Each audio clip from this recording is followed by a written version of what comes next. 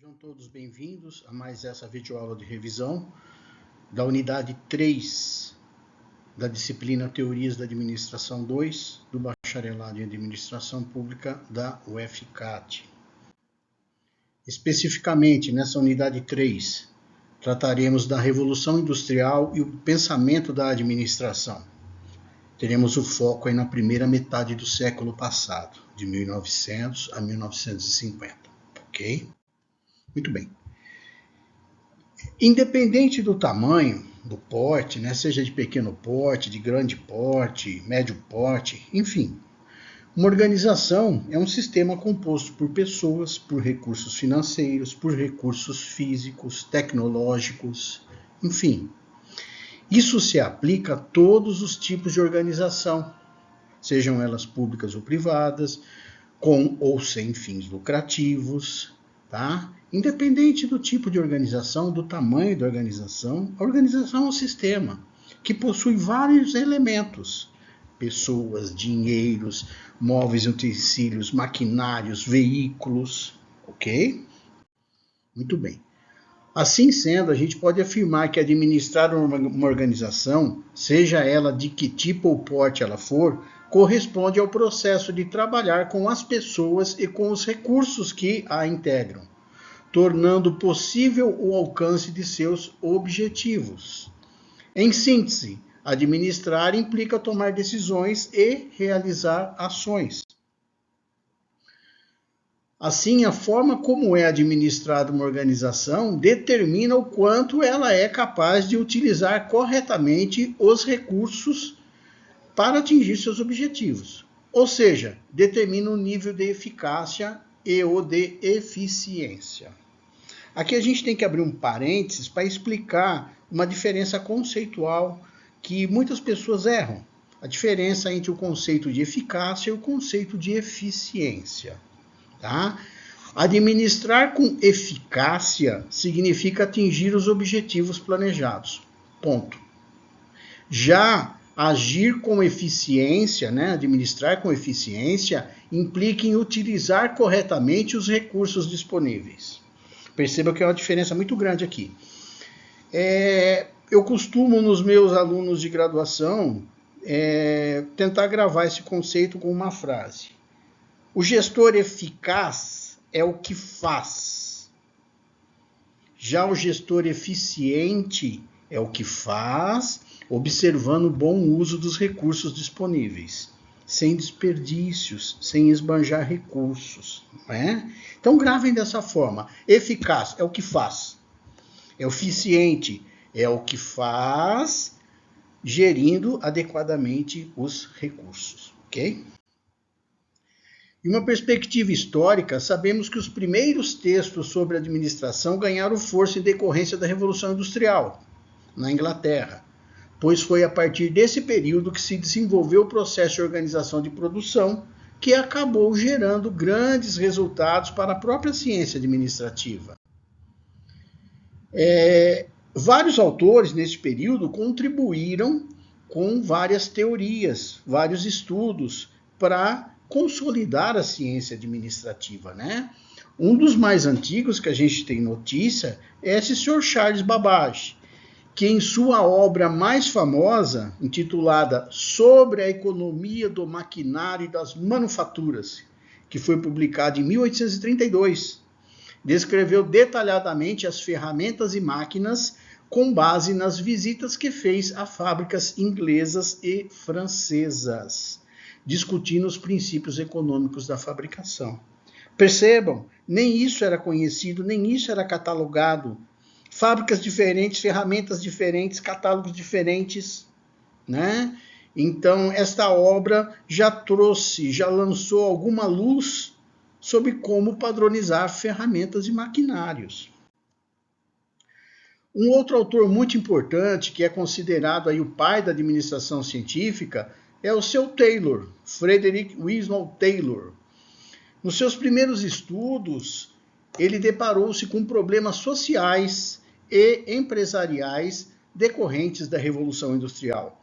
Ele identificou a oportunidade de eliminar os desperdícios e as perdas sofridas pelas indústrias americanas, elevar os níveis de produtividade através da aplicação de métodos e técnicas de engenharia industrial. Esse cidadão era um engenheiro. Ele trabalhava na Steel Company, onde ele entrou em cargos subalternos e desenvolveu sua carreira até engenheiro-chefe, não é? Ele, observando os problemas que ocorriam dentro dessa empresa, ele começou a raciocinar como ele poderia ajudar, como ele poderia sistematizar processos para que esses mesmos erros que ele observava na empresa em que ele trabalhava não se repetissem em outras empresas. Com a expansão da industrialização, surgiu a necessidade de gerentes treinados e, consequentemente, de um referencial teórico mais sólido. Não se existia teoria básica para a conversa, era tudo muito empírico. Percebemos então a transformação da expansão das teorias administrativas, caminhando de uma perspectiva mecanicista e previsível, que é o que se tinha até a época, para uma concepção sistêmica e evolutiva, ou seja, mais integrativa entre as organizações. Essa teoria clássica da administração, que fala sobre a transformação da administração no período clássico, ela é estudada a partir da obra do seu Charles, em 1890 aproximadamente, e ela se desenrolou até praticamente 1940. Lá no início é o que a gente chamou de administração sistemática. Vamos sistematizar os processos. Depois fomos para a administração científica, passamos pela gestão administrativa, conhecemos as teorias das escolas das relações, ou melhor, da escola das relações humanas, e chegamos até a teoria da burocracia do seu Max Weber. É a primeira metade do século passado. A segunda metade, de aproximadamente 40 e pouco, no pós-guerra, aproximadamente 1950, logo após a Segunda Guerra, começaram-se os estudos para a abordagem contemporânea. Então percebam que numa perspectiva histórica, a primeira metade do século passado, nós estaremos estudando 4 grandes escolas da ciência administrativa, tá? Que seria a teoria clássica da administração.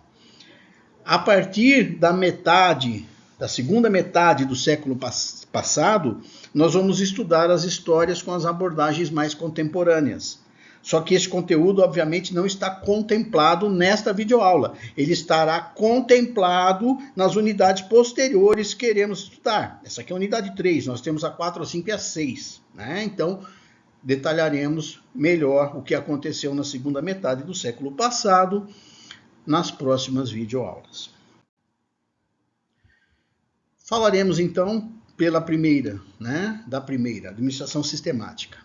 Diante do crescimento desordenado das indústrias, que criavam um ambiente caótico, sem coordenação na produção, na distribuição e na relação entre os níveis funcionais, estudiosos como Adam Smith, que era um economista, um dos economistas mais famosos da época e até hoje, buscavam trazer suas contribuições.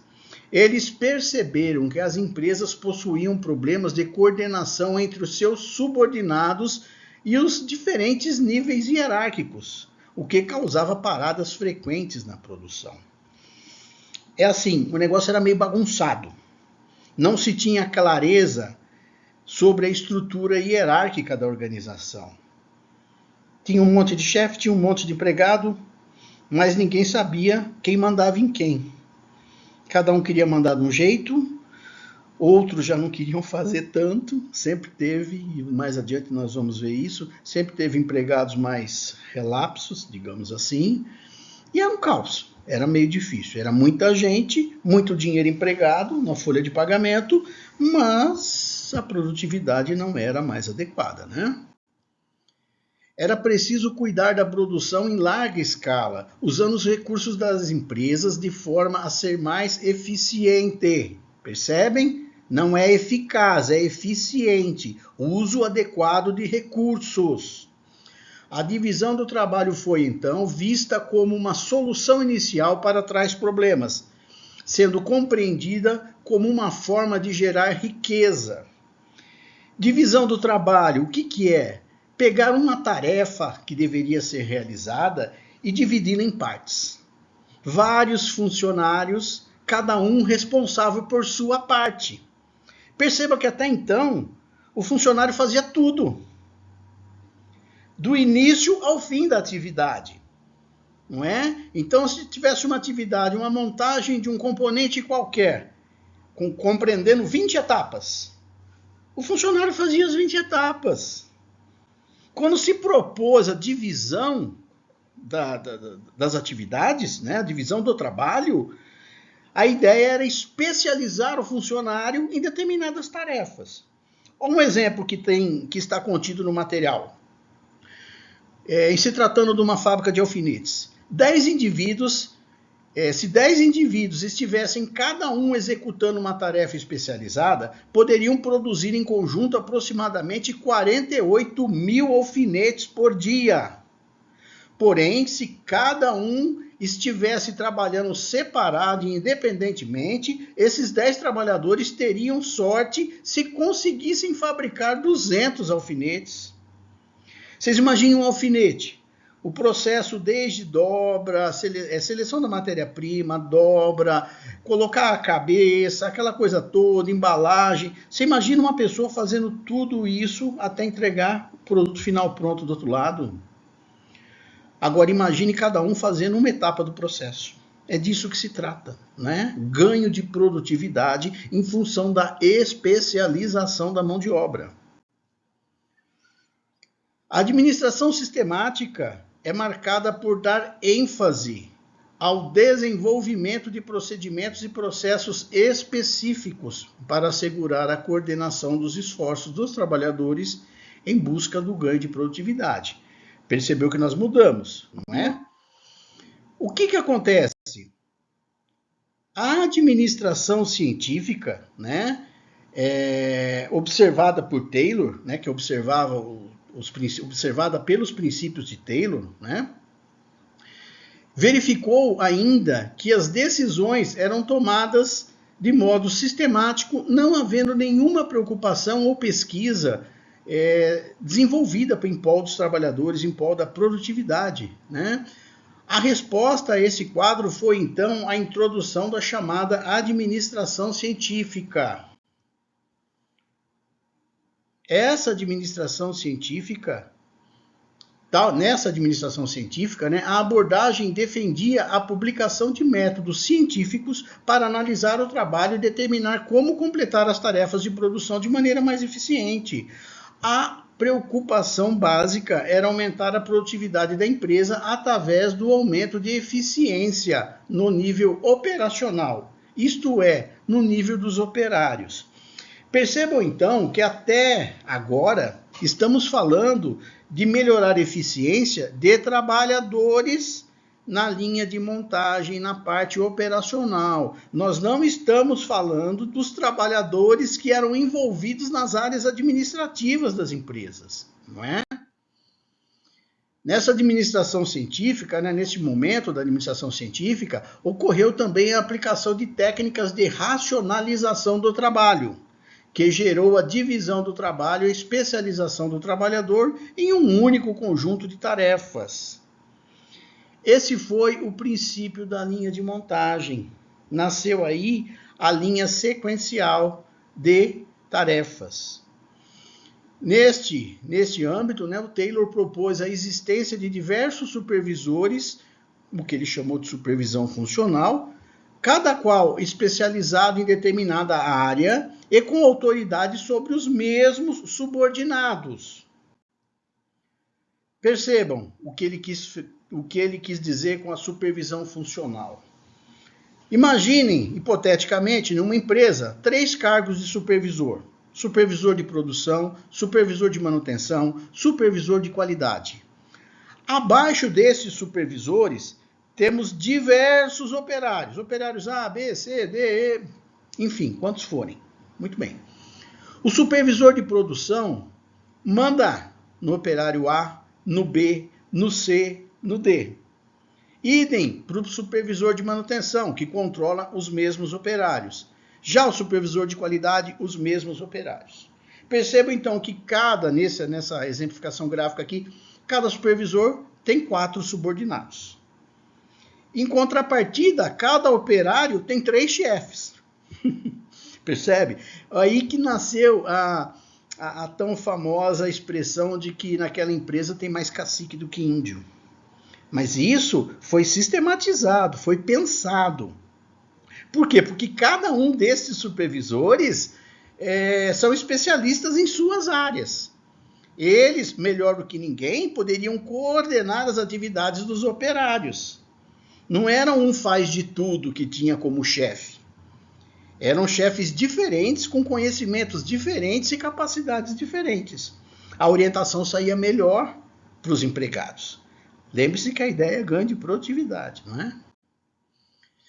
Da racionalização do trabalho resultaram algumas melhorias, dentre as quais podemos destacar padronização das ferramentas e dos equipamentos de produção, uso de cartões de instrução distribuídos aos trabalhadores, paradas, para eliminar a fadiga, descansos programados, gratificação diferenciada por produção. Olha que interessante. Quem produzia mais ganhava mais. É dessa época que surgiu a remuneração comissionada, que nós temos hoje. Você pega, por exemplo, um vendedor. Quanto mais ele vende, mais ele ganha, não é? Esse princípio saiu dessa época, não é? Gratificação diferenciada está ligada à produtividade individual do sujeito, do operário. Ou seja, aqueles operários mais lerdinhos que gostavam de ficar se escondendo na sombra dos demais, começaram a ver a corda apertar para o lado deles. Por quê? Com isso eles estavam ganhando menos, não é? A aplicação dessa teoria. Um exemplo conhecido da aplicação dos princípios da administração científica é a fábrica do seu Henry Ford, a Ford Motor Company, uma empresa que existe até hoje, multinacional. Para isso, ela construiu para fazer a produção em série do modelo T. Era um tipo de veículo que eles tinham na época lá, Ford T, não é? Ela pegou esta teoria toda e aplicou na linha de produção deste modelo de veículo. Para se ter uma ideia, com a aplicação de tais princípios, o tempo de montagem de um chassi, de um veículo, caiu de 13 horas para 1h30, o que representou um ganho realmente significativo. Ou seja, a ideia de se dividir o trabalho e especializar o sujeito na sua função, cada um faz o seu, cada um faz cada vez mais rápido o seu, cada um faz cada vez melhor e com menos defeito o seu. A sua etapa do processo, chamou-se de especialização da produção, que representou um ganho enorme nas linhas de montagem. Para ser bem sucedido com a produção em massa, o seu Ford tratou de garantir tanto a padronização do maquinário e dos equipamentos, como da mão de obra e das matérias-primas, obtendo como resultado a padronização dos carros fabricados. Isso a gente tem até hoje. Você não compra o mesmo modelo de veículo, um diferente do outro. Se você for uma concessionária, eu vou comprar um Gol Zero, por exemplo. Eu quero um Gol Zero básico na cor branco. Qualquer lugar do Brasil que você for é o mesmo carro. Só vai mudar o número do chassi e só vai mudar o número do motor, que são as identificações para Detran. Só isso, mais nada. Mas esta padronização nasceu em função desta aplicação de técnicas, Diante das evidências, podemos dizer que, certamente, após os estudos de Taylor, a produtividade e a eficiência na fabricação melhoraram muito. Taylor ignorava fatores... Assim, vamos passar para as críticas, Tudo tem crítica no mundo. Então, assim, nada é maravilhoso. Críticas a essa administração científica. Primeiro, Taylor ignorava fatores psicológicos e sociais. É preciso considerar mais do que a variável econômica na natureza humana. Ou seja, nem todo mundo vive, nem todo mundo trabalha pelo dinheiro, E nós vamos constatar isso quando nós vamos falar do seu Abraham Maslow, na teoria das relações humanas. Vocês vão entender o porquê. As tarefas reduzidas a um conjunto de rotinas poderiam levar o operário ao tédio, à apatia e, consequentemente, a problemas de qualidade. Além disso, a falta de visão do todo e a ausência de habilidade em outras atividades conduziriam a problemas futuros. O que ele quer dizer com isso? O empregado se especializava em fazer determinada atividade. Muito bem. Só que eram atividades muito específicas dentro da organização. O cara se especializava, por exemplo, em colocar o banco no carro. Ótimo. O dia que ele saísse da Ford, ele ia colocar banco em que carro, onde? Percebem? A especialização do trabalho era muito boa para aumentar a produtividade dentro da empresa. Mas a crítica é no pós-empresa. Ninguém imagina que o empregado vai trabalhar a vida inteira dentro daquela fábrica apenas. Ele pode ter outras aptidões, quer trabalhar em outros lugares, em outras atividades. Consequentemente, não é toda atividade que colocar banco de carro, por exemplo, né, vai servir para ele. Porque ele é muito bom em colocar banco de carro, mas se ele não tiver numa fábrica de carro, e se não for especificamente colocando banco, ele não vai saber o que fazer. Então essa foi uma crítica, né? Os sindicatos se opuseram à aplicação de tais técnicas, já que os padrões impostos e as gratificações poderiam ser usadas para explorar os trabalhadores. A história do ganho da produtividade que nós vimos lá atrás, os caras do sindicato começaram a achar que era exploração do trabalhador. Mas quanto mais você ganha, quanto mais você fabrica, você produz, mais você ganha. Você está sendo explorado. Essa era a visão dos sindicalistas da época. E eu acho que até hoje a maioria dos sindicalistas tem esse tipo de visão ainda. Afinal, na opinião dos sindicatos, o trabalhador era visto apenas como um instrumento de produção que integrava uma máquina. É a briga do capital e do trabalho, né? Isso já vem de séculos. De um lado, o capitalista alega que está disponibilizando o capital e os recursos para que o trabalhador ganhe dinheiro. Do outro lado, o trabalhador diz que está disponibilizando sua vida para gerar riqueza para o capitalista. Enfim, são pontos de vista diferentes, né? Ainda em se tratando de críticas, né, sobre a administração científica, esta foi caracteristicamente uma abordagem de sistema fechado, já que visualizava somente o que acontecia dentro da organização, desconsiderando sua relação com o ambiente externo. A preocupação foi excessiva com as atividades do nível operacional, em detrimento dos demais níveis hierárquicos da organização. Porém, apesar das críticas e limitações, a administração científica é, até hoje, considerada uma base significativa para o desenvolvimento da teoria administrativa. Percebam, então, que tudo que nós falamos está ligado aos trabalhadores da área produtiva, né? O que chamam por aí, de uma forma pejorativa, de chão de fábrica. Não houve abordagens em relação aos trabalhadores da área administrativa.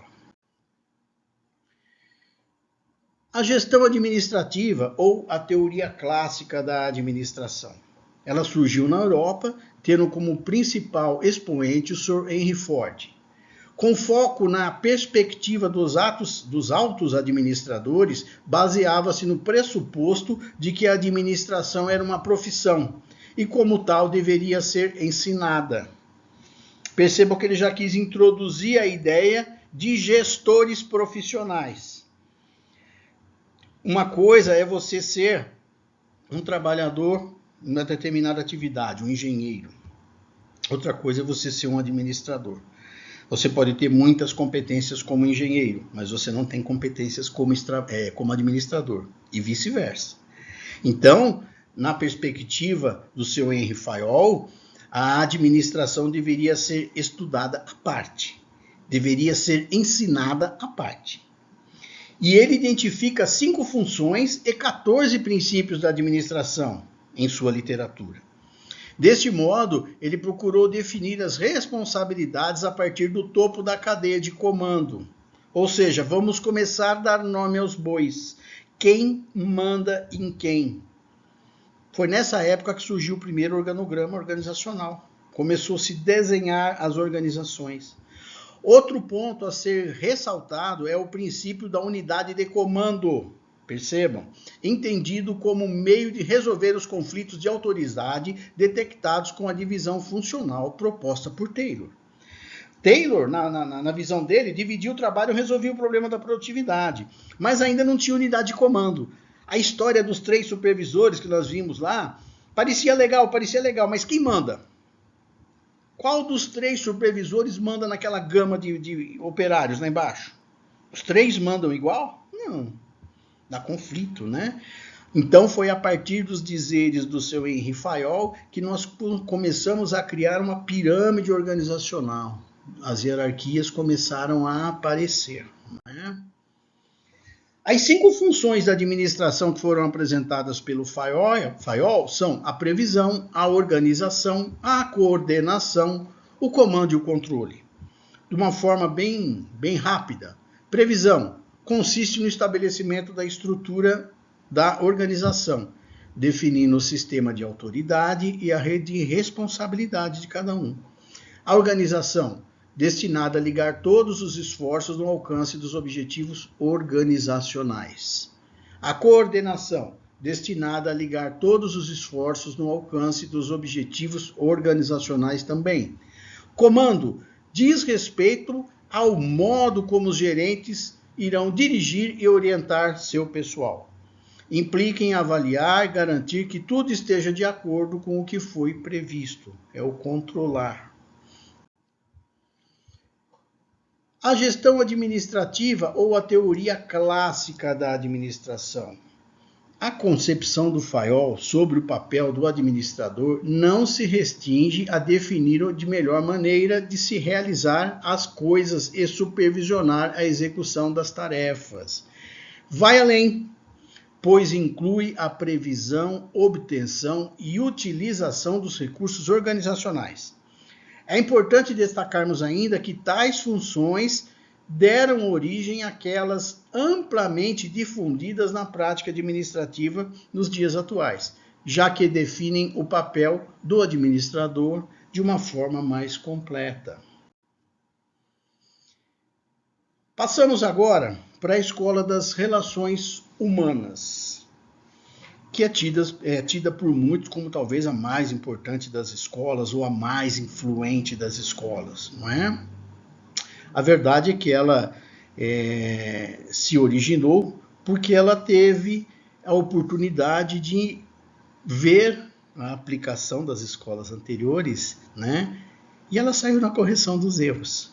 Aí fica até mais legal, ficou mais fácil, né?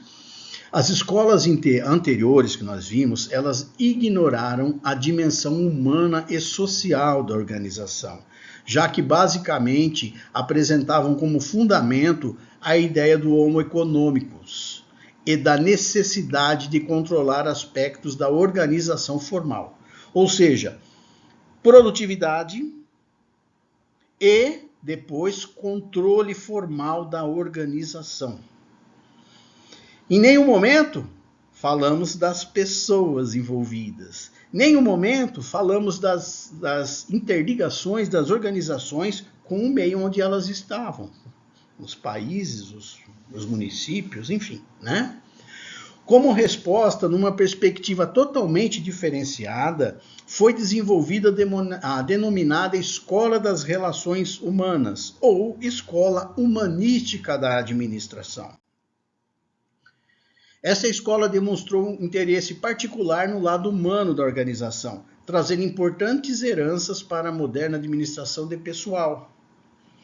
Essa nova perspectiva administrativa visava atender como os processos psicológicos e sociais interagiam com a situação do trabalho para influenciar o desempenho.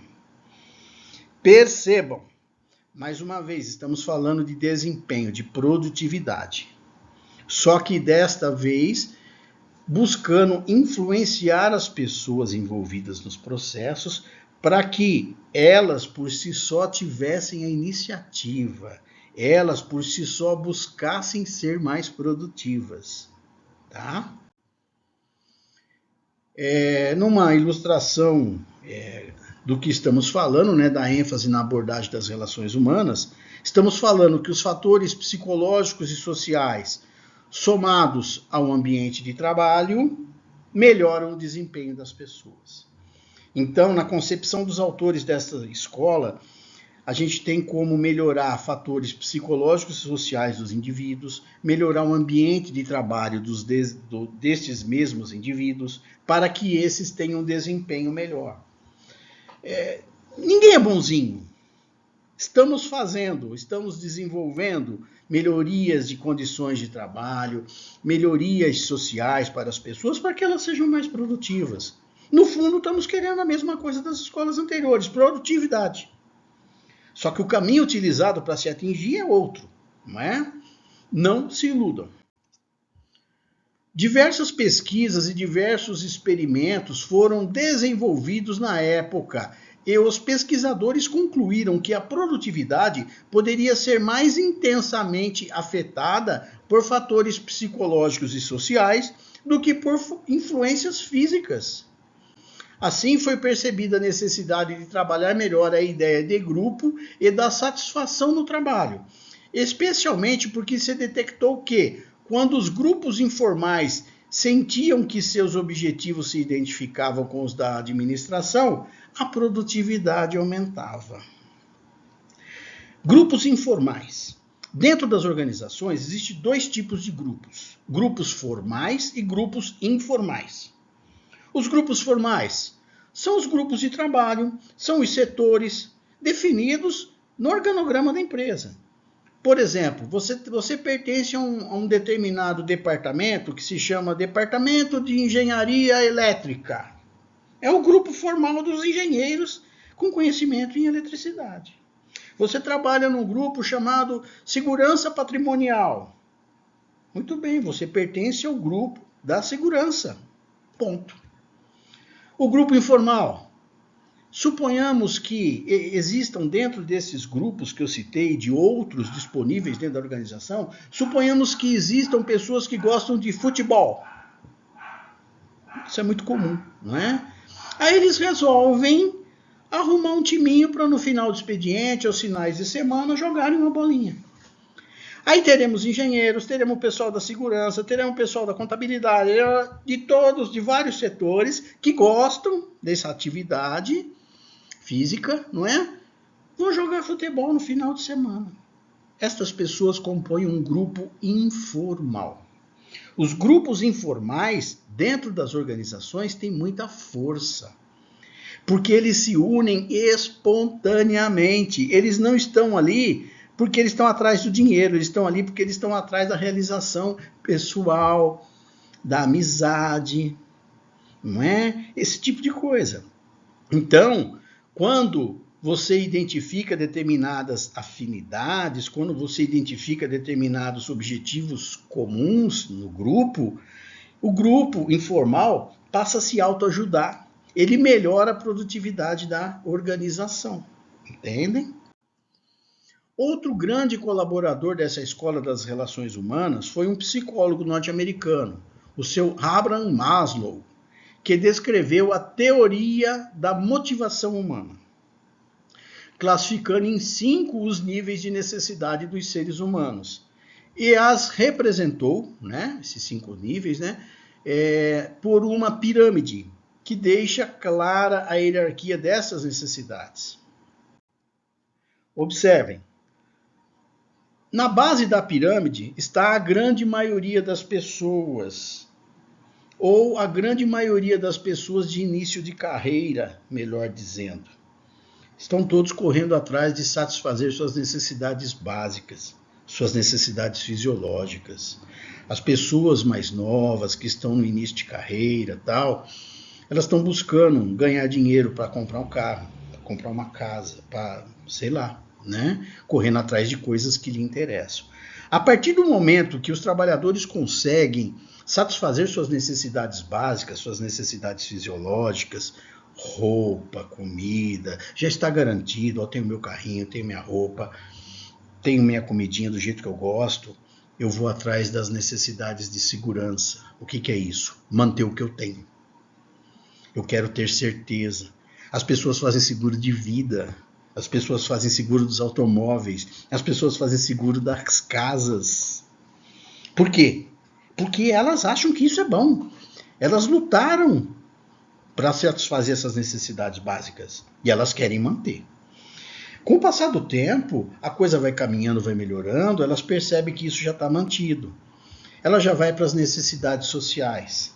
O que é isso? Necessidade de relacionamento com a sociedade.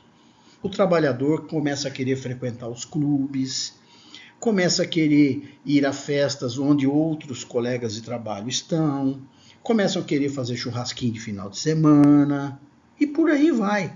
É a interligação. O ser humano tem a necessidade de mostrar para outros seres humanos a sua boa família, o seu carro que é bonito, ele quer mostrar que ele tem uma casa com piscina, ele começa a querer interagir socialmente para mostrar o seu passado glorioso, né, de serviço, mas que conseguiu as coisas. Depois ele caminha para a necessidade de autoestima e a necessidade de autorrealização, onde ele começa a dar valor mais à sua família, dar mais valor ao que, não é dar valor à família, ao que as pessoas acham dele, o que os familiares acham dele.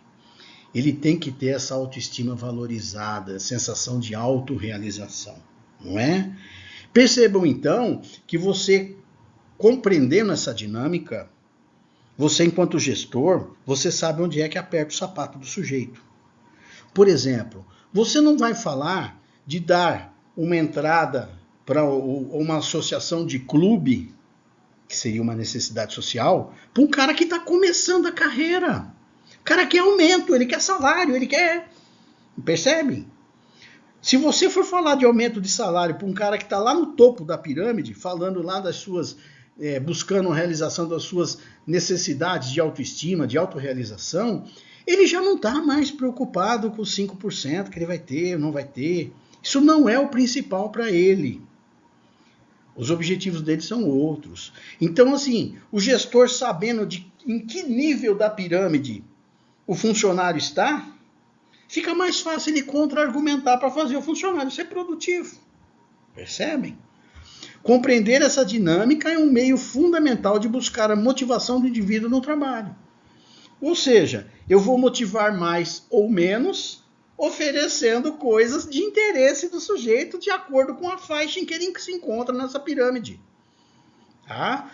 É uma forma de influência das pessoas, né, dos trabalhadores, mas você vai estar influenciando, ofertando coisas que são de interesse da pessoa, que você vai ter resposta.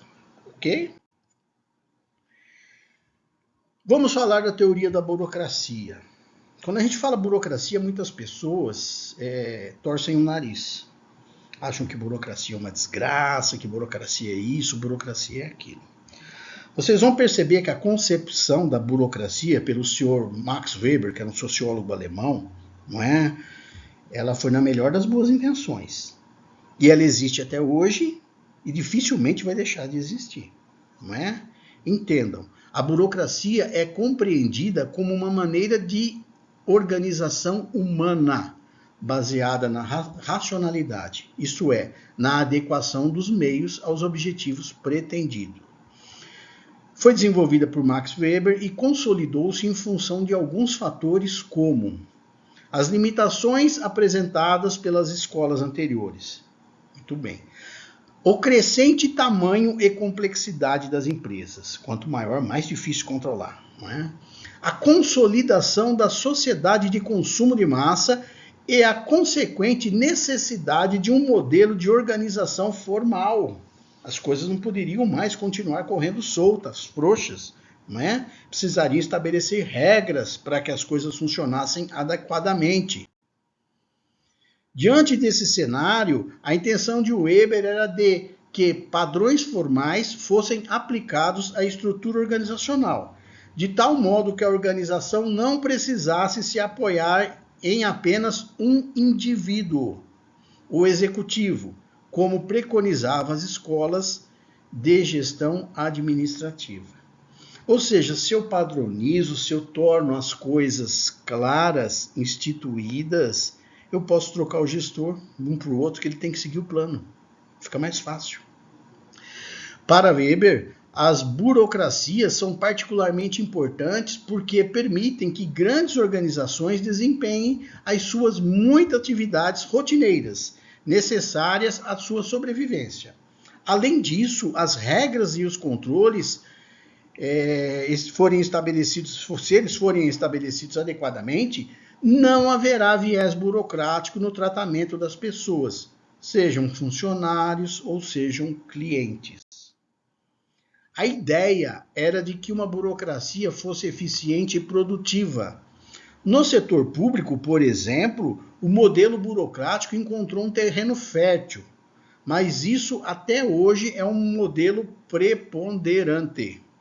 Mas no que se configura o modelo ideal de todos os tipos de organização, principalmente para aquelas que precisam de tomada de decisão rápida e de flexibilidade para o desenvolvimento das suas atividades.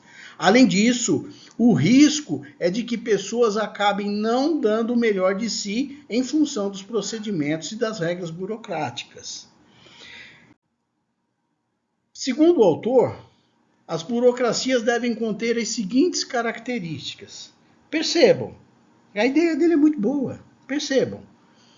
Deve ter as características de caráter legal das normas, ou seja, não se aplica as normas ilegais para as pessoas, caráter formal nas comunicações, ou seja, deve-se formalizar a comunicação em todos os níveis hierárquicos organizacionais, para não ficar aquele diz que me disse que não disse, não é? A divisão do trabalho, isso ele mantém das escolas anteriores, a impessoalidade no relacionamento. Percebam, é o chefe falando para o empregado. Não é o João falando para o José. Tá? Não se deve levar pelo lado pessoal as coisas, não é? Hierarquização da autoridade, também em escolas anteriores a gente percebeu que isso foi pregado. Rotinas e procedimentos padronizados. Competência técnica e mérito, olha que importante. Especialização da administração, ou seja, já é as falas do Fayol. A administração como profissão, não é? A profissionalização em todos os sentidos de todos os envolvidos. Princípio da publicidade, tudo que se faz tem que ser público, não se faz nada escondido. E a previsibilidade do funcionamento. Perceba então que estas características, muitas delas, são presentes nas organizações até hoje. Ninguém aqui está livre do sistema burocrático. Nós vivemos num sistema burocrático.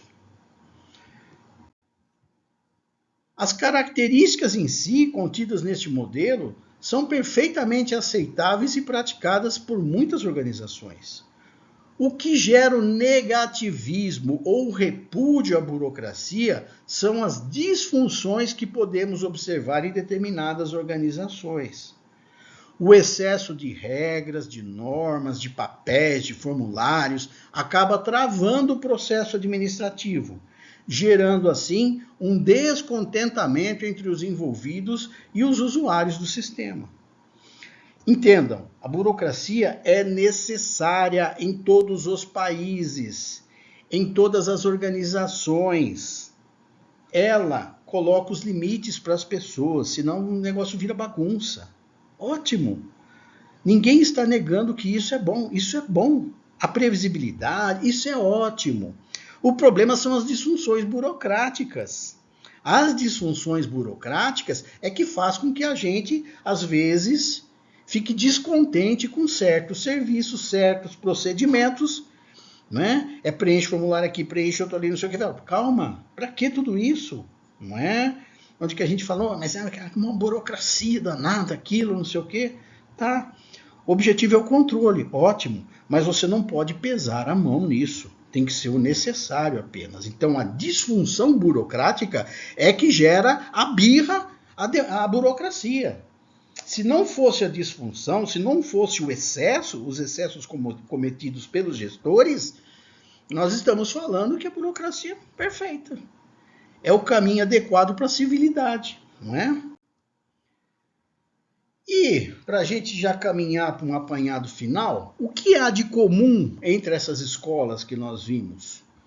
Podemos observar que a máxima eficiência aparece como o único resultado almejado por todas as escolas do período clássico. Todas. Até porque a teoria da burocracia, que é essa que nós acabamos de ver, ela também coloca todos aqueles preceitos para melhorar a produtividade, isso é óbvio, né? Neste contexto, considerando que as organizações são formadas pelas pessoas, tarefas, pela estrutura, tecnologia, pelo ambiente, percebemos que as escolas desse período, ou seja, dessa primeira metade do século passado, enfatizaram apenas 3 dessas dimensões, tais como estudar, compreender e controlar as tarefas, pessoas e a estrutura. As demais dimensões não foram contempladas, não é? Enfim, nas próximas unidades, tá, estaremos analisando outras abordagens no período contemporâneo. Para estas outras abordagens, para essas outras escolas, não é?